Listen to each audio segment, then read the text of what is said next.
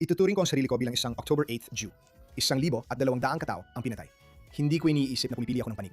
Iniisip ko na pumipili ako ng panig ng sangkatauhan. Pagkatapos ko magsimula mag-post ng mas regular sa mga sumunod na linggo matapos ang Oktubre 7, nawalan ako ng humigit kumulang 25,000 hanggang 30,000 na followers sa Instagram pa lang. Tuwing sinusundan mo ang landas ng katotohanan at pagiging totoo, palaging may mga taong mawawala sa iyo sa daan. At makakaakit ka rin ng mga taong talagang nararapat na mapasama sa buhay mo. Ang pinakamahalagang bagay para sa bawat Hudyo sa buong mundo ay ang pumunta sa Israel at maglaan ng oras dito. At maramdaman ng mahika, maramdaman ng enerhiya, maging lubos at walang pag-aalinlangan na ipagmalaki ang iyong pagiging Hudyo. Hindi kailanman nananalo ang takot. At nagbabalik tayo sa Quad Interviews kung saan ini-interview natin ang mga napaka-interesanteng tao. At ngayon, ini-interview ko ang isang napaka-interesanteng lalaki. Jeremy Awakens, ang pangalan niya sa Instagram. Ang pangalan niya ay Jeremy Aronson. Isa siyang health entrepreneur at ngayon ay naging aktivista na rin. Jeremy, welcome. Masaya kung nandito ako. Ang saya naming makasama ka. Jeremy, hayaan mong simulan ko sa pinaka-obvious na tanong. Jeremy Awakens, nagising ka noong Oktubre 7, hindi ba? O masasabi kong isa akong October 8th Jew. Kaya ikwento mo sa akin kung ano ang nangyari dahil ikaw, alam mo, meron ka pa ring magandang negosyo. Isa kang health coach o tagapayo sa kalusugan. 12 o marahil, 13 taon kang hindi nakapunta sa Israel bago ang Oktubre 7. Ikwento mo sa amin ang nangyari noong Oktubre 7 at kung ano ang mga sumunod na nangyari sa mga linggo pagkatapos noon. Siyempre, salamat sa pagtatanong. Sa madaling salita, pumunta ako sa Israel sa unang pagkakataon pagkatapos ng high school. Sumali ako sa isang gap year program at sobrang saya ko. Nasa Bat Yam ako, Jerusalem, isang youth village malapit sa Rehovot. Bumalik ako makalipas ng 2 taginit nung ako'y 20 taong gulang at pagkatapos ay nag-aral sa universidad sa Amerika. Wala talagang matibay na komunidad ng mga Hudyo doon kaya parang napalayo ako. Sige. At palagi akong masigasig tungkol sa kalusugan at fitness. Dahil sa tatay ko, palagi akong interesado sa utak. At hinanap ko ang kalusugan at espiritualidad sa lahat ng posibleng paraan maliban sa Hudaismo. Wow. At ilang linggo, bago ang Oktubre 7, dumaan talaga ako sa isang napakadilim na yugto ng buhay ko. At ilang linggo rin na ayokong bumangon mula sa kama tuwing umaga. Sabi ko sa sarili ko, ano bang kulang sa buhay ko? May parang puwang na bakante na kailangan kong harapin, na kailangan kong tuklasin kung ano talaga ang ugat ng nararamdaman kong ganito. At nag-meditate lang ako. Umupo ako mag-isa isang gabi at literal ko nakita si Diyos sa harap ko. At sinabi niya, saan ka ba napunta bro? Parang Bago pa ito noong ikapito ng Oktubre. mga 2 linggo bago yon. Ang weird naman nun. At Sige. ito ay nangyari ilang sandali lang matapos ang aking ika-33 kaarawan sa tingin ko. At nung Shabbat na yon, pumunta ako sa Chabad sa Miami Beach. Na hindi mo pa napupuntahan. Hindi. Ibig ko sabihin, Tingnan mo, maging tapat tayo. Lumaki ka sa isang pamilyang Hudyo at napapaligiran ka ng mga Hudyo sa Miami. Hindi ito ang komunidad mo. magandang tanong yan. Lumaki ako sa California, sa Bay Area, sa isang secular na komunidad ng mga Hudyo. Sige. Hindi talaga malakas. At nung lumipat ako sa South Florida, mga mahigit 10 taon nang nakalipas, sinubong ko talagang makisali sa komunidad ng mga Hudyo. Yung unang Shabbat dinner na dinaluhan ko sa Aventura, Florida, kung pamilyar ka. Umupo ako pagkatapos bigasin ng rabbi ang kiddush. At sabi ng lalaking katabi ko, ang pangit nun. Sabi ko, anong pangit? Sabi niya, hindi ka pwedeng ilibing sa isang sementeryong Hudyo dahil may mga tattoo ka. Pakiusap. At sabi ko, bro, hindi pa nga tayo nagkaroon ng. Huwag Ganyan kang magsisimula maghilo. ng relasyon na to. Una sa lahat, hindi yan totoo. Kung totoo yan, hindi sana nailibing sa sementeryong Hudyo ang mga nakaligtas sa Holocaust na may tattoo sa kanilang mga braso. At mas mahalaga pa, lalo lang nitong pinatibay kung bakit ako nawalan ako ng gana sa Judaismo dati. Dahil may ilang tao na nagpalayo sa'yo. Naramdaman ko na ito ay talagang. Pakiramdam ko, tinitingnan ng mga relihiyosong tao na mababa ang mga hindi ganong karelihiyoso. At ngayon, pakiramdam ko ay parang may misyon ako na magdala ng higit pang pagkakaisa sa mga Hudyo. Wala akong pakialam kung ikaw ay Sephardiko, Ashkenazi, Kaliwa, Kanan, Asul, Pula, relihiyoso, hindi relihiyoso, parang lahat tayo ay bahagi ng natatanging tribong ito. Tayo ay 0.2% lang ng populasyon ng mundo. Bakit tayo gumagawa ng dalawang? Dalawa. Paulit-ulit nilang sinasabi, 0.02. Sigurado ka ba? Medyo sigurado ako. 0.2% kahit ano pang, ako titingnan natin yan, i-fact check natin. Kahit ano pa man, tama? 15 milyon lang tayo sa mundong may 8 bilyong tao. At ako'y nagtataka, Bakit tayo gumagawa ng pagkakabaha-bahagi sa loob ng ating tribo? Malaking tradisyon ng mga Hudyo yan, hindi ba? Ang pagtatalo. Ang tanong ay, kailan nagiging lason at masama ang pagtatalong alang-alang sa langit, gaya ng sinasabi natin, at nagiging dahilan ng pagkakabaha-bahagi. Pero balikan muna natin ang 2 linggo bago ang ika-7 ng Oktubre at kung ano ang nangyari medyo nalihis noong tayo ng ika-7 ng usapan. Oktubre. Ayos lang. Kaya sa madaling salita, yun ang nangyari. Kaya nagkaroon ka ng parang epiphany ilang linggo bago ang Oktubre 7 na naisip mo na kailangan mo na mas maraming espiritualidad na Hudyo sa buhay mo? Eksakto. Kaya pumunta ka sa Chabad. Pumunta ako sa Chabad nung sumunod na Lunes at ang rabay mula sa Chabad ay nakipagkita sa akin sa coffee shop na palagi kong pinupuntahan para magtrabaho tuwing umaga sa Miami Beach. At nagsimula kami magsuot ng tefillin doon. Pupunta lang siya, magbibisikleta siya papunta roon. Magsusuot kami ng tefillin, mag-uusap kami ng kaunti. Tapos, magpapatuloy na kami sa aming araw. At ang nangyari, napansin ito ng iba pang mga Hudyo sa cafe at parang nagsimula kaming bumuo ng maliit na komunidad. At pagkatapos ay gumawa ako ng tinatawag na Tefillin Gang. Ito ay bago pa ang Oktubre 7. Ang filming gang ay nabuo ng kaunti pa pagkatapos. Pero tulad ng Nagsisimula ka na. Nagsisimula na ako magsuot ng tefillin bago pa mag-ika-7 ng Oktubre. At ibinabahagi ko ito sa story ko. At may mga nagsasabi na hindi ko nga alam na Hudyo ka pala. At nagdadala ito ng mga relihiyosong tao na napalayo na sa Judaismo pabalik. Parang nakaka-interest ito. Parang itong batang sinusundan ko ay naghahanap ng mas malalim na Judaismo. Parang nakaka-interest yun. Siguro gusto ko ring balikan ang ganung enerhiya. Kaya fast forward, nangyari ang ika-7 ng Oktubre. Naalala ko linggo yon. Nasa Soho Beach House ako sa Miami Beach. Nag-e-enjoy sa rooftop pool. At isa sa mga kaibigan ko na kasama ko noon, pinakita niya sa akin yung phone niya. Sabi niya, "Uy, may nangyayaring kakaiba sa Israel." At sa una, sabi ko, lagi namang may nangyayaring kakaiba sa Israel. Pero sabi niya, hindi, parang mas seryoso ito ngayon. Kaya pagkatapos nun, umuwi ako at tininan ko ito at sabi ko, grabe, sobrang lala nito. At ang mas nakakabigla pa, naalala ko siguro kinabukasan, Oktubre, 8, nag-post ako ng story sa Instagram. Sabi ko, sobrang trahedya talaga nito, alam mo yon. At meron ako maraming tao na akala ko talaga ay mga kaibigan ko sa spiritual na komunidad, sa komunidad sa Miami. At sabi nila parang ikaw daw ay nagdudulot ng pagkakawatak-watak at pagkakahati-hati sa sangkatauhan dahil pumipili ka ng panig. Sabi ko, anong sinasabi mo bro? Kakapatay lang sa 1,000 at 200 na tao? Hindi ko iniisip na pumipili ako ng panig. Sa tingin ko, pinipili ko ang panig ng sangkatauhan. Hindi ko iniisip na controversial ang magsalita laban sa malupit na teroristang atake na nangyari. Okay, Hudyo man o hindi Hudyo, sa totoo lang, nasa team human ako, 'di ba? Kaya nangyari 'yon. At pagkatapos, sila ba ay mga taong hindi mo inaasahan? Na sila pa ang pumupuna sa'yo dahil sa pagtindig mo. Pakinggan mo, naging immune na talaga ako sa mga puna at sa pagkaka-cancel at sa mga taong nagsasalita ng masama tungkol sa akin. Alam mo 'yon, mula pa nung unang bahagi ng 2020. At may sarili akong pananaw Corona. tungkol sa Ooh. bakuna at COVID. Kaya maraming tao ang Ikaw na. bumabanat sa akin dahil doon. Kaya natuto akong huwag magpa-apekto. Sa puntong ito, parang hindi na ako nagsasorry. Sinasabi ko lang ang totoo para sa akin. Kung gusto mo, ayos. Kung ayaw mo, ayos din. Tama. At ang nangyari, isa sa mga pinakamatalik kong kaibigan sa Miami Beach ay literal na 2 kanto lang ang layo mula sa akin. Naalala ko yung una kong post na ginawa ko parang nung Oktubre 10 o 10. Nag-comment siya, hindi siya nag-message, hindi niya ako tinext ng, "Oy bro, kamusta ka? Alam kong Hudyo ka, siguro mahirap ito para sa'yo." Literally na nag-comment siya sa post at sinabi niya, dapat ang pangalan mo ay Jeremy Asleeps, hindi Jeremy Awakens. Natutulog ka ngayon. At sabi ko, bro, wala ka ng lakas ng loob na pumunta ng 2 kanto papunta sa bahay ko para makipag-usap, di ba? Doon ko naisip, okay, magiging interesting ang paglalakbay na to. At kasama sa paglalakbay na yon, ang mawalan ka ng 10,000 followers. Tama ba? Oo, kaya nagsimula talaga ako na gusto ko lang talagang matuto pa tungkol sa mga nangyayari. Pero nagsimula lang ako sa pagre-record ng mga story tuwing umaga at pagising ng sobrang aga. Tapos iniisip ko, okay, ano kaya ang pwede kong gawin na yon para suportahan ang mga Hudyo at ang bansang Israel sa panahong ito? At pagkatapos, nagsimula ako maging mas kumpiyansa at nagsimula na rin akong mandire sa lahat ng nakikita kong nangyayari sa Europa at sa lahat ng malalaking lungsod na ito. Pero nadismaya ka ba ng sarili mong komunidad?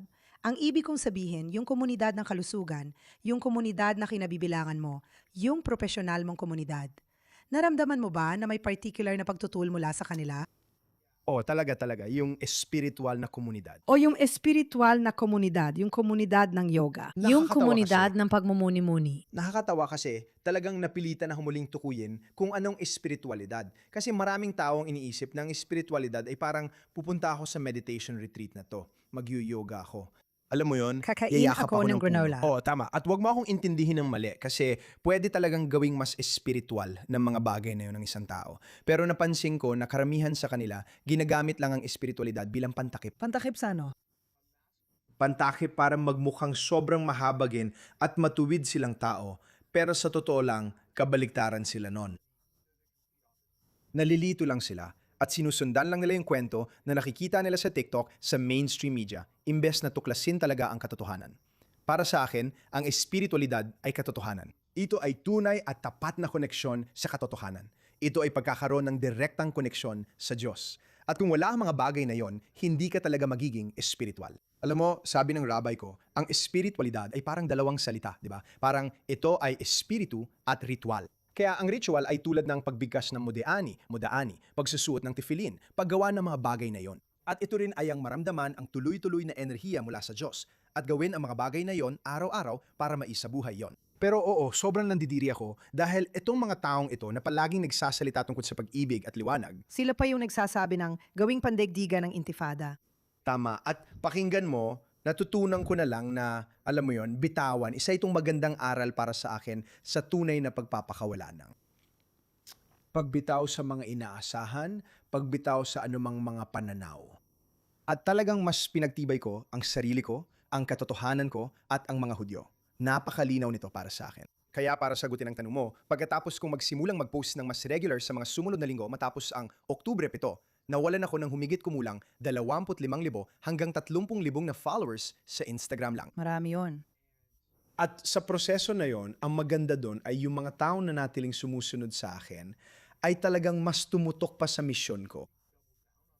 Ang daming mga Hudyo mula sa iba't ibang lugar na nagsasabing, mahal na kita noon pa, hindi ko alam na Hudyo ka pala. At ngayon, mas mahal na kita. At ngayon, parang wow, magkasama na tayo sa paglalakbay na to. Parang mas lalo natin itong pinaninindigan. Kaya sa tingin ko, napakahalagang aral nito na kapag sinusundan mo ang landas ng katotohanan at pagiging totoo sa sarili, palaging may mga taong mawawala sa iyong buhay habang naglalakbay ka. At makakaakit ka rin ng mga taong talagang nararapat na maging bahagi ng buhay mo. Sang-ayon ako, para itong salaan, para sa mga tanga. Oh, magandang paraan yan ng pagpapaliwanag. Para lang itong salaan, para sa masasamang tao. Ganon ko ito nakikita. O kaya naman, mga litong tao, o mga taong hindi man lang maglalaan ng oras. Alam mo, marami akong kaibigan sa ibang bansa na nawala ng maraming kaibigan. Mga taong akala nila ay kaibigan nila talaga. At naisip ko, kung yung mga taong yun hindi man lang kayang bigyan ka at ang opinion mo ng benefit of the doubt o magsaliksik ng kaunti para malaman kung ano talaga ang nangyayari. Ibig sabihin, hindi naman talaga sila tunay na kaibigan o nirerespeto ka mula pa noon. Alam mo yon, at yon ang nagsisilbing salaan. Ngayon, Jeremy, isa sa mga talagang gusto kong pinapanood ay yung mga madalas mong i-post. Ibig kong sabihin, kaya naman isa ka pa ring health entrepreneur at kasali ka pa rin sa mga startup at nakapag-develop ka na rin ng ilan, pati na rin mga social enterprise. Ang iyong Tefillin Gang at ang iyong Shabbat Sofa Shabbat, Expanding Shabbat, na sa tingin ko ay isa sa mga regalo maibibigay ng mga Hudyo sa mundo ay ang Shabbat. At si Charlie Kirk, naway ipahinga ng Diyos ang kanyang kaluluwa, ay sumulat ng isang libro tungkol dito. Tungkol sa isang araw sa isang linggo na maaari tayong ma-disconnect, makasama ang ating pamilya at maunawaan na may isang bagay na mas malaki kaysa sa sarili natin. Totoong naniniwala ako doon. Pero ang talagang kinagigiliwan ko ay kapag gumagawa ka ng content tungkol sa iyong buhay pagde-date sa Israel at ang iyong buhay pagde-date sa Miami. At tatanungin kita bilang isang eligible na binata, ibahagi mo naman sa amin ang ilang mga hindi inaasang pagkakaiba na hindi mo talaga inasahan noong nagsimula kang pumunta at magtagal dito sa Israel. Sige, maganda yung tanong. Nakakatuwa kasi napaka-open ko sa maraming bagay sa social media. Oo, totoo yan. Pero may mga bagay din na hindi ko masyadong sinishare. Halimbawa, hindi ko sinasabi yung mga detalye tulad ng, uy, nag-date ako kagabi kasama ang isang babae at ganitong nangyari. Mga ganung bagay, hindi ko Hindi, masyadong pero sinabi mong binabahagi. pangkalahatan lang. Pangkalahatang impresyon. Siyempre, ganito ang sasabihin ko. Ganito ang sasabihin ko. Sa tingin ko, maraming matutunan ang mga babae sa Amerika mula sa mga babaeng Israeli. Sige, unang-una, magsimula tayo sa paggalang sa sarili. Napaka-normal lalo na sa lugar tulad ng Miami pero sa tingin ko, sa buong Amerika rin na lumabas ng ilang beses kasama ang isang babae at pagkatapos ay makipagtalik sa kanya. Parang yun na ang inaasahan. Halos naging normal na yon, di ba? Sa Israel, hindi yun ang karaniwan. Kailangan mo talagang bumuo ng mas malalim at mas makahulugang koneksyon sa babae. Kailangan mong ipadama sa kanya na ligtas siya. Kailangan niyang lubos na magtiwala sa'yo bago niya hayaan kang makalapit ng ganoon sa kanya. At sa tingin ko, maganda yon. Sa palagay ko, ganun talaga dapat. Mula, halos lahat ng babaeng Israeli ay nagsilbi sa hukbong sandatahan noong sila ay 18 taong gulang. Kaya meron din silang kakaibang antas ng pagiging independent, At lakas pagiging at tibay. mature. Isipin mo, yung mga 18 anyos na babae sa Amerika, naglalasing hanggang mawalan ng ulirat sa kolehiyo, gumagawa ng kung ano-anong bagay. At muli, hindi ako nandito para husgahan yon. Pero sinasabi ko lang, alin sa mga landas na yon ang gusto kong dinaanan ng magiging asawa ko sa hinaharap? O ng anak mong babae. Eksakto. Kaya may ilang pangunahing pagkakaiba. Ilan yon sa mga pangunahing pagkakaiba? Ako, sa tingin ko, pati mga babaeng Israeli, mula sa physical na pananaw, mas kaakit-akit talaga kaysa sa mga babae sa Miami. Sa tingin ko, ang Miami ay may. Maraming bahagi ng Miami na kilala sa magagandang babae. Kaya sa tingin ko, ito ang pagkakaiba. Sige. Maraming magagandang babae sa Miami. Alam mo na, maraming makeup, lip injections, breast implants. Hindi ako nandito para husgahan ang mga bagay na yan. Katawan mo yan, decision mo, gawin mo ang gusto mo, sige. Pero isa sa mga bagay na pinaka-nagugustuhan ko sa karamihan ng mga babae sa Israel ay natural talaga sila sa pangkalahatan. Parang meron silang Mediterranean na kinang. Parang meron silang magandang aura. At sa tingin ko, nanggagaling ang aurang yon sa pagiging mas konektado nila sa kanilang kaluluwa. At parang mas kumpiyansa sila sa kanilang mga katawan para hindi nila nararamdaman na kailangan nilang magpa-botox, magpalagay ng lip injection, or magpa-implant. Parang siguro mas kaunti rin ang presyo ng lipunan. Kailangan mo ring maintindihan ang kanilang kapaligiran. Siguro mas hindi mababaw kasi wala tayong oras. Alam mo yon, kailangan nating lumaban sa mga kalaban. Kaya siguro mas kaunti ang oras natin para sa ganong klaseng pag-aayos. Pero yung mga frechas, may oras sila para ron. Oo, siguro nga. Kaya Jeremy, balik tayo sa mga kahanga-hanga mong inisyatiba. Ikwento mo naman sa amin ng kaunti tungkol sa iyong Tefillin Gang, kung anong ginagawa ninyo ngayon, ang mga Shabbat events ninyo, at pati na rin ang negosyo mo, na sinusubukan mong magdala ng mga bagong health products dito sa bansa. Siyempre, sandali. May isa pa akong gustong banggitin tungkol sa Mga babae? babae at sa paghahambing. At muli, gagawa lang ako ng mabilis na paghahambing sa pagitan ng mga babae sa Miami at mga babae sa Israel. Sige. Kaya ako makipag-date sa isang babae sa Miami, dalhin siya sa isang napakagandang hapunan, magkaroon ng magandang usapan, at syempre, ako ang magbabayad ng bill. Iyan ang papel ng lalaki sa halagang $500 at baka makakuha pa ng pasasalamat sa dulo ng gabi. Talaga? Oo, may ganong antas ng entitlement kasi ang daming mga babae ngayon ang pinapalipad papuntang Mykonos, pinapalipad sila papuntang Saint-Tropez ng kung sinong random na lalaki sa Instagram. At yung inaasahan na nabuo dahil doon ay hindi ka panipaniwala. Parang naging malabo na talaga kasi sobrang naging transactional na, 'di ba? Lalo na pagdating sa pakikipag-date sa lugar tulad ng Miami. Ngayon, nilalahat ko lang. Siyempre, may mga totoong connection pa rin, pero malaking bagay talaga yon. At sa kabilang banda naman, kapag lumalabas ako kasama ang isang babae sa Israel, ako pang magpapadala ng sasakyan para sunduin siya sa bahay niya at magkita kami sa restaurant at sisiguraduhin kong pagbubuksan ko siya ng pinto. Gagawin ko lang yung sa tingin ko ay mga basic na bagay na dapat ginagawa ng isang lalaki. At parang may pagka nalilito sila, parang sino ka ba? At ako naman, hindi. Ito talaga yon. Totoo ba ito? At ako naman, siguro binababalang ng mga Israeli na lalaki ang pamantayan pagdating sa pagiging magino. Wala namang ganon. Halos walang pagiging maginoo dito. Kaya't yun din ay isang bagay na pinahahalagahan ko dahil sa tingin ko, mahalaga talaga ang pasasalamat sa isang Sangayon ako relasyon. sa'yo. Para sa akin, ito ay isang sukatan ng pagkatao. Kung sila ay walang utang na loob, pasensya na, o kung isang taong marunong magpasalamat dahil ang maging mapagpasalamat ay ang kahalagahan ang mga ibinigay sa iyo ng Diyos sa huli. At sigurado akong nakatulong yan sa'yo, gaano ka nakatagal kasal. Halos 28 taon na akong kasal. Wow, Baruch Hashem. Magdiriwang kami sa loob ng 2 linggo, 28 taon. At kahit hindi ko alam ang tungkol sa inyong kasal, ipagpapalagay ko na naglalaan kayo ng oras paminsan-minsan para kilalanin at ipahayag ang inyong pagpapahalaga at pagmamahal sa isa't isa. Sa tingin ko, ang sikreto ay pareho kaming nagpapasalamat. Alam mo, pareho kaming nagpapasalamat na natagpuan pa rin namin ang isa't isa. Kaya sa tingin ko, mahalaga yon dahil hindi yon laging nangyayari. Marami akong magagandang kaibigan na hindi pa nakahanap ng pag-ibig o patuloy pa rin naghahanap. At ako, parang nanalo ako sa loto. Ganon ko ito tinitingnan. At sa tingin ko, ganoon din ang nararamdaman ng asawa ko. Kaya malaking bahagi ang pasasalamat. Malaking bahagi rin ito ng Judaismo. Ang una naming sinasabi pagising sa umaga ay, salamat Diyos, dahil nakakahinga ako, nakakabangon ako, nakakalakad ako, at nakakakita ako. Napakalakas ng ganitong pakiramdam. Dasal na mo, Dani. Pero tungkol lahat ito sa pasasalamat. At naniniwala ako na kapag mas mapagpasalamat ka bilang tao o mas pinapractice mo ang pasasalamat, mas nagiging masaya ka. Mas nagiging masaya ka dahil hindi mo tinitingnan ang mga bagay na wala ka, kundi tinitingnan mo ang mga bagay na meron ka. Na siya namang tama. Iyan ang pasasalamat. At iyan ang isa sa mga dahilan kung bakit bumabalik ako sa Judaismo. Isa sa mga bagay na talagang natutunan kong pahalagahan ay ang pagbibigay ng oras para magpasalamat sa lahat ng bagay. Eksakto.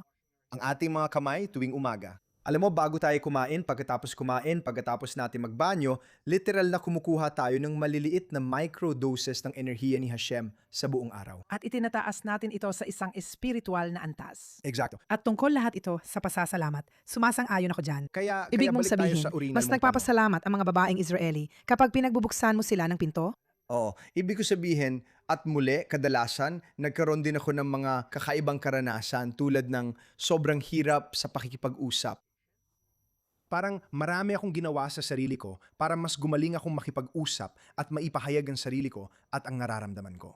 At napagtanto ko na, maaring hindi karaniwan para sa ilang babaeng Israeli na makakonekta sa isang lalaki na sobrang bukas at tapat. Oo, karaniwan, hindi sila nakikinig. Yun ang problema. Kaya nagkaroon ako ng isang napaka-interesanting karanasan. Ikwento ko na lang sa'yo off-air kasi talagang nakalito siya para sa akin. Sa 35 taon ko, ito talaga yung isa na talagang nalito ako pagkatapos. Pero sige, balik tayo sa original mong tanong tungkol sa tefillin gang shawl para sa Shabbat. Isa sa mga dahilan kung bakit ako naging malayo sa Judaismo sa halos buong buhay ko ay dahil naramdaman ko na parang may pagkakahiwalay. Relihiyon at espiritualidad. At parang espiritual ako pero hindi ako relihiyoso. O relihiyoso ako pero hindi ako espiritual. Para sa akin, gusto kong tulayin ng agwat. Kaya ang tefillin gang ay literal na ako lang na nagbabalot ng tefillin bilang pagkakataon para mas makakonekta sa Diyos, magnilay at namnamin ang sandaling ito. At talagang naniniwala ako na maari ako maging daluyan, maari ako maging daan para mahikayat ang ibang kalalakihan na katulad ko na napalayo sa Judaismo na magbalot ng tefillin. At gawing isang ugali ito hindi dahil sa pamimilit or parang masama ka kung hindi mo ito gagawin, kundi ito ay isang makapangyarihang kasangkapan kung gusto mong mas lumalim ang koneksyon mo sa Diyos. Kaya napalago namin yon, alam mo, kasalukuyang nakaban ang aming Instagram account. Pero malamang nakapagbalot na kami ng tefillin sa mga 1,500 na kalalakihan. Naban ang tefillin gang. O, palagi kaming dumadaan sa mga kakaibang proseso. Soulful Shabbat, pumupunta ako sa lahat ng mga Shabbat dinner sa Miami at lahat sila ay magaganda, pero pare-pareho lang sila. Parang nagkakakonekta lang ang mga tao sa kaliwa, kanan o katapat nila at puro mababaw lang ang mga usapan. Taga saan ka? Gaano ka nakatagal dito sa Miami? Ano ang Saan ka paborito mong nagtatrabaho? puntahan dito? O, at yun ulit, ayos lang naman. Pero parang nagtatayo lang ako ng pundasyon ng mababaw na usapan. At yun ang problema na gusto kong lutasin. Parang pakiramdam ko, karamihan sa mga tao ay naghahangad ng emosyonal na lalim kahit alam natin o hindi. Kaya ang Soulful Shabbat ay ang pagsasanib ng tradisyon at pagbabago. Kaya meron kami mga kakaibang tanong para sa bawat mesa na pag-uusapan sa isang bukas na paraan na maaring may kaugnayan sa bahagi ng Torah. Maaring may kaugnayan nito kung may pinagdadaanan tayong holiday, gaya ng Passover, alam mo yon, tulad ng anumang panloob mong Egypt na gusto mong takasan sa buhay mo. Alam mo? Gawing makabuluhan, siguro ganon. Tama. At ang pinakakaraniwang feedback na natanggap ko mula doon ay nararamdaman ng mga tao na talagang nakakabuo sila ng makabuluhang koneksyon, panghabang buhay na pagkakaibigan. Siguro naging parang hindi direktang matchmaker ako at may ilang tao, ayos yan para sa'yo. Jeremy. Kaya, ibig ko sabihin, 1 taon pa lang itong tumatakbo. Alam mo, nagsisimula pa lang talaga ito. Kaya excited ako makita kung saan ito patutungo. At ang pinakabagong proyekto ay ang Lev 18, na sa madaling salita ay isang telehealth na kumpanya na nagdadala ng pinakalihitimong makabagong gamot sa mga Hudyo. Ang ibig sabihin ng Lev ay puso. Ang 18 ay ang numero para sa Chai, syempre. Kaya magpo-focus kami sa pagpapapayat at metabolismo. kalusugang sexual ng mga lalaki, at pagtulong din sa mga tao na may autoimmune na kondisyon EOS. tulad ng PCOS, sakit ni Crohn. Kaya gagamit tayo ng mga peptide at iba pang gamot. At meron tayong mga sertipikadong doktor sa lahat ng 50 estado sa Amerika. Ayos yan. At sana pagkatapos nating magtagumpay ngayong unang taon sa Amerika, baka pwede tayong pumunta sa Israel at dalhin Sana ang nga. pagmamahal. 18 dito. Kaya Jeremy, ngayon ay magtatagal ka dito ng ilang linggo. Marami ka ng oras na ginugol dito simula noong ika-7 ng Oktubre. At talaga namang nakikita ko ang mga nilalaman mo at talagang sinusubukan mong gawing abot kamay ang buhay sa Israel, Tel Aviv, para sa mga taong hindi ito alam mo, para sa mga taong hindi alam kung ano ang buhay dito. Kung hindi ako nagkakamali, nandito ka rin nung ilang digmaan o kahit nung mga pag-atake ng Iran. Ano ang pangunahing mensahe mo kapag nakakasalubong ka ng mga taong walang koneksyon o may negatibong pananaw tungkol sa Israel? Ano ang unang bagay na sinusubukan mong sabihin sa kanila? Kaya naniniwala ako na ang pinakamahalagang bagay para sa bawat Hudyo sa buong mundo ay pumunta sa Israel, magtagal dito at maramdaman ang mahika, maramdaman ang enerhiya. Literal na kinikilabutan ako habang sinasabi ko ito. Parang kasi. Hindi ako nakapunta rito sa loob ng 13 taon. At isa ito sa pinakamalaking pinansisisihan ko. Parang paano ko na-miss ang ganitong makapangyariang enerhiya na meron ng Israel? Alam mo, ang Tel Aviv ay talagang kamangha-mangha. Alam mo, para sa nightlife, sa beach, sa paglubog ng araw. Ang musika, lahat ng yon ay kamangha-mangha. Pero ang pagiging nasa Jerusalem ay kakaibang pakiramdam din. Parang espiritual na recharge ito. Totoo yon, parang pwede lang akong maglakad sa umaga at ramdam ko ang koneksyon ko sa aking pananampalataya. Ramdam ko ang koneksyon ko sa Diyos. At napakadaling madala sa mga balita at malunod sa takot. Parang, Diyos ko, delikado nang pumunta. At pagdating mo dito, parang wow, hindi pa ako nakaramdam ng mas ligtas sa buong buhay ko. Alam mo yon? At sa tingin ko, napakahalaga nun para sa akin. Dumarami na ang mga batang Hudyo na talagang laban sa Israel. At Oo, yun ako lang. At alam mo, dito sa Amerika ngayon, ikaw bilang isang Hudyo na ipinanganak sa Amerika ay tumitingin sa paligid at nakikita mo ang antisemitismo na marahil ay hindi mo pa nakita o naranasan sa buong buhay mo. Nakikita mo ito mula sa kaliwa. Nakikita mo rin ito mula sa kanan. Anong paraan mo? Anong paraan para talagang malampasan natin ito, harapin ito? Ano ang dapat gawin ng mga Amerikanong Hudyo? Kaya sa tingin ko, una sa lahat, kailangan ng bawat Amerikanong Hudyo na maglaan ng mas maraming oras sa Israel. Sige. Pangalawa, maging lubos at walang pag-aalinlangang ipagmalaki ang iyong Judaismo. Katulad ngayon, suot ko ang isang maliit na bituin ni David. Karanawan, mas malaki ang suot ko pero nawala ko ito. Pero naririnig ko na may mga Hudyo sa New York City na itinatago ang kanilang mga bituin ni David.